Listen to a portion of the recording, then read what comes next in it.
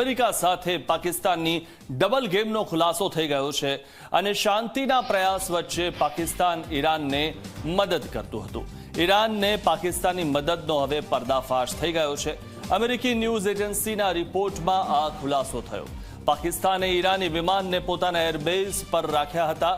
પાકિસ્તાને ગુપ્ત રીતે પોતાના એરબેઝનો ઉપયોગ કરવા દીધો હતો. ટ્રમ્પે યુદ્ધવિરામ જાહેર કર્યા બાદ પાકિસ્તાને પરવાનગી આપી.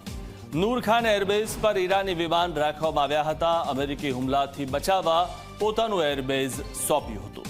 પાકિસ્તાને ન્યૂઝ એજન્સીના રિપોર્ટને ખોટો ગણાવ્યો છે. તો અત્યાર સુધી જે રીતે પાકિસ્તાન મધ્યસ્થીની ભૂમિકા ભજવી રહ્યું હતું અને સમગ્ર વિશ્વમાં જાણે કે પોતે શાંતિદૂત છે તેવું બતાવી રહ્યું હતું, પરંતુ પાકિસ્તાને ડબલ ગેમ રમી છે અને અમેરિકી ન્યૂઝ એજન્સીએ આ દાવો કર્યો છે. જે દાવાને પાકિસ્તાને આ ન્યૂઝ રિપોર્ટને ખોટો ગણાવ્યો છે, ફગાવી દીધો છે. ત્યારે પાકિસ્તાને ઈરાનને મદદ કરી અને પોતાના એરબેઝનો ઉપયોગ કરવા દીધો.